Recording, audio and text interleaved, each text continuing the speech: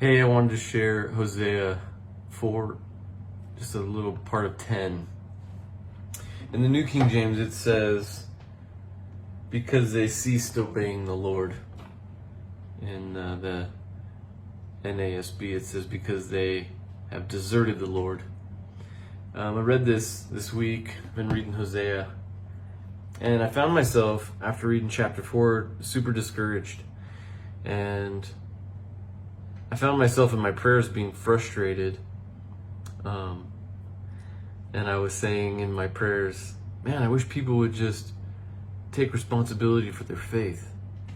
And right after I prayed that, I felt like the Lord turned it right back on me and said, I wish you would take responsibility for your faith. And it was humbling.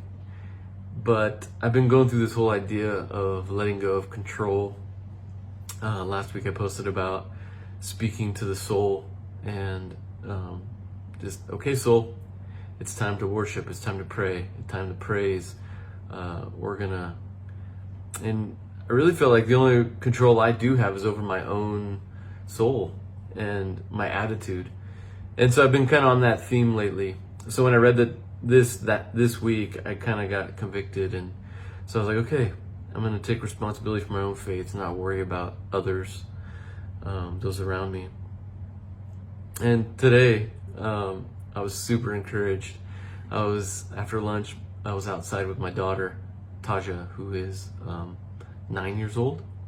And she asked me, she said, Dad, what's the most important thing? And I said, love. And she goes, nope. And I was like, Jesus? And she goes, yeah. And I was like, well, Jesus is love. And I was trying to make up for it, but she was right. Jesus is the main thing. And she goes, I'm going to give Jesus a hug, and he lives inside me. And so she grabbed herself and she squeezed and she hugged herself. And I just laughed, and I was like, that is so cool. I was like, I'm going to do the same thing. And so then I grabbed myself and I hugged myself. And yeah, I was just encouraged this week about that. Jesus lives in us. So I was wanting to encourage you, give somebody a hug this week and tell them it's from Jesus, because Jesus lives in you, and see how that goes. So hopefully that encourages you to let go of control and yeah, take responsibility for your own faith and encourage yourself when you're discouraged. So yeah, God lives in those that follow him. So give somebody a hug and tell them it's from Jesus. Hope you have a good rest of your week, and I'll talk to you next time.